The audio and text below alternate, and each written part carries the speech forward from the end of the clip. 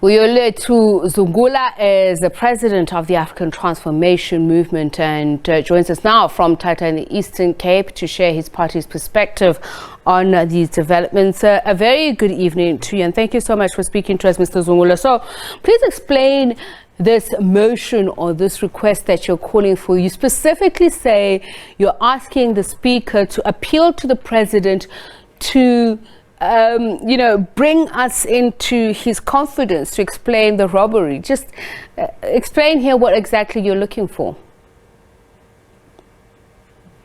Evening, Sebi. Look, this issue and the allegations by Arthur Fraser, they're very, very serious allegations. You know, when you have a head of state being accused or having such allegations, it is something we should not take lightly.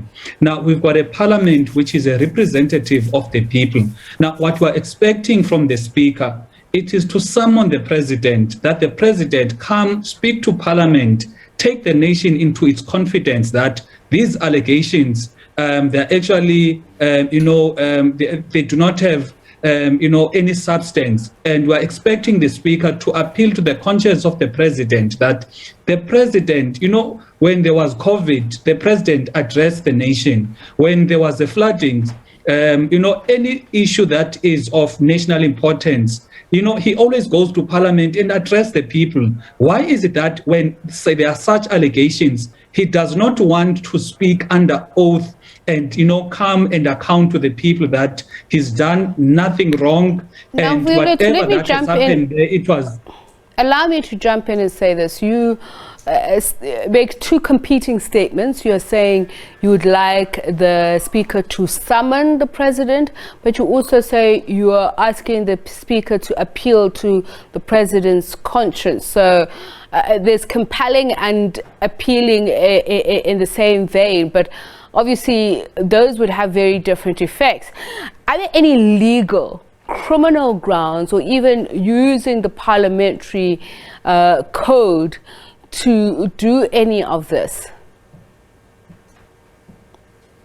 In accordance to the rules of parliament, the president is supposed to come for a question and answer session in parliament once a quarter. For this particular quarter, the president has not done so. So for that, it gives us a leeway for the speaker to say, in line with this particular rule of parliament, you can come and account. However, because this is something, these allegations are very serious, it is something whereby the speaker should actually ask the president to say, come address the nation, take the nation into its confidence, and just dispel whatever notions that are there. So that is what we're actually asking for, that in accordance to the rules, and if that fails, when it comes to the speaker not being able to apply the rules, then appeal to the conscience of the president, that he must come take the nation into its confidence, because it is very critical that we are as a country, we have a president that is seen to take the nation into its confidence whenever there are such allegations, because when a sitting head of state is accused of money laundering, corruption, etc., it is not proper for the president to just mize the nation and pretend that there is no crisis. He must go account in parliament. Okay, so we'll get to the reported or alleged sequence of events in just a moment, but you as the ATM say that you acknowledge the fact that the matter is still under investigation, which is something which the president has appealed for in terms of time to allow for investigations. But you have said because this is not a matter that is before the courts, it's therefore not sub judice, and it would not be against Rule 89 of the National Assembly.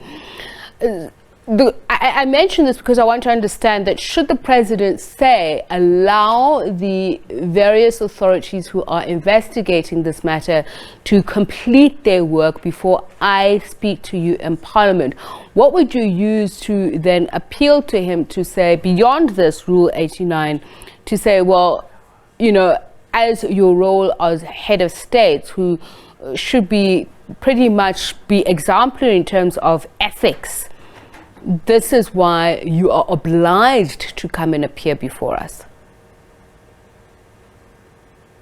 He said he's a man of integrity, he's a man of transparency, he's a man of accountability.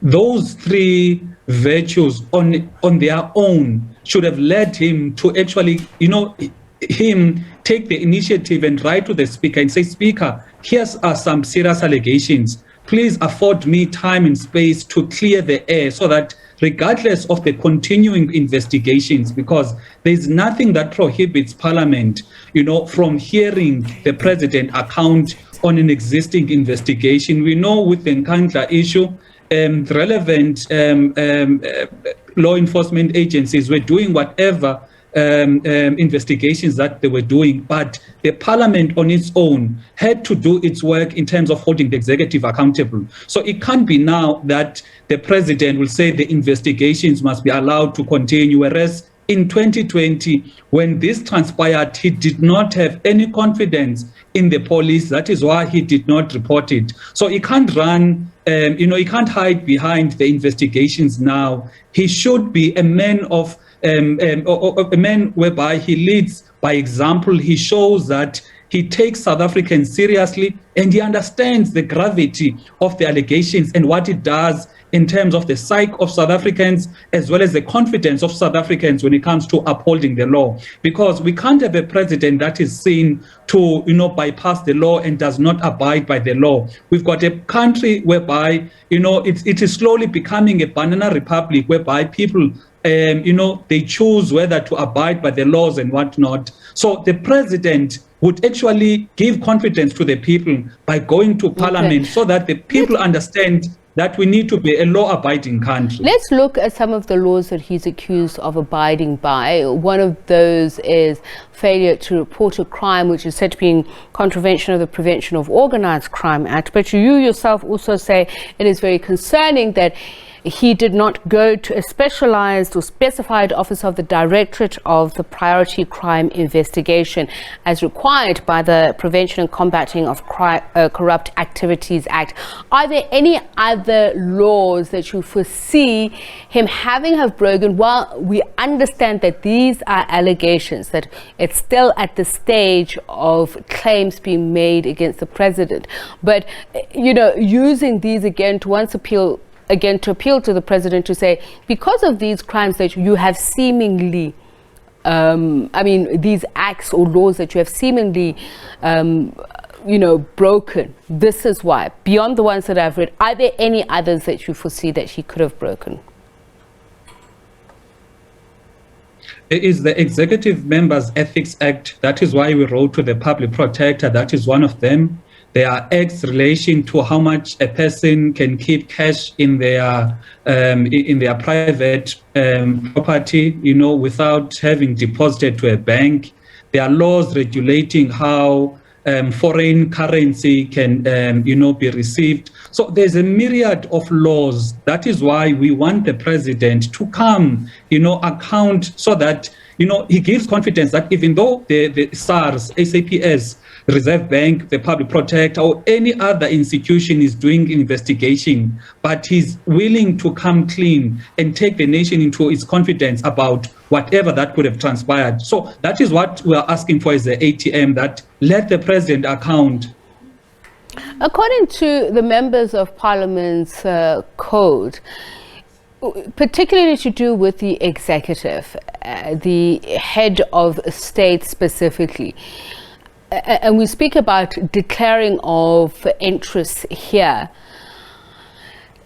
Is there, according to what you know of the record, that the president had declared that is now seeming to not have been in that original declaration of interests and assets?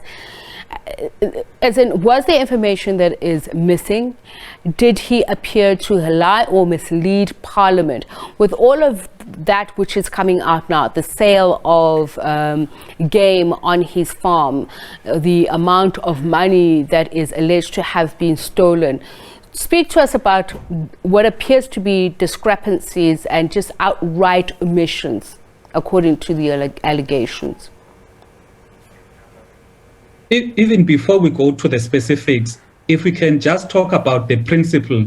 In 2014, when he joined government, one of the first things that he said that he's going to leave the business interest, and his entire business interest will be run by a blind trust, will not be involved in the day-to-day activities of running those businesses. Now, that is what he said in 2014. Now, he can't in 2022 appear to be somewhat actively involved in the running of those companies or businesses, because he's saying, I'm a farmer, I sell, and this is the money. It is true, these various transactions, these business activities that I'm part of. Whereas in 2014, he said he's no longer actively involved in any business. So for us, that was the first thing that we picked up, that no, there's something that is inconsistent here.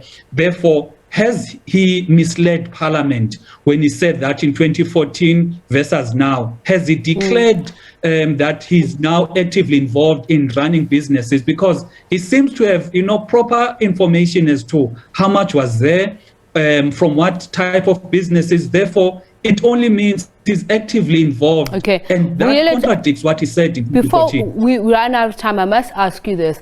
The EFF is of the opinion that the president needs to step aside in order to allow the SAPS time to investigate this matter. I want to understand if you share that view, but more importantly, can the president be the head of a state and an ordinary businessman at the same time, or does he enjoy undue favor by being in business while being head of the state?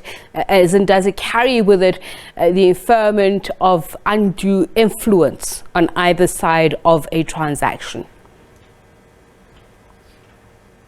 Firstly, Ramaphosa must resign. He must step down and go focus on his businesses, because clearly he makes so much money in those businesses and is clearly failing to run the country. That is why we're seeing an increase in the cost of living, unemployment, crime, etc. So he must just vacate office and focus on his businesses that he dearly loves. Secondly, it is known that you can't be a head of state at the same time be an active businessman. You are going to have undue influence and you run a risk of being corrupted. That is why members of parliament themselves, members of the executive, they need to disclose any interest. And the constitution says a member of the executive cannot partake in another activity that will lead to economic benefit, meaning they cannot do other work that will derive economic benefit for them. And here in this particular instance, he's clearly violated the constitution. Vuyolwethu Zungula, thank you so much for speaking to us, African Transformation Movement President.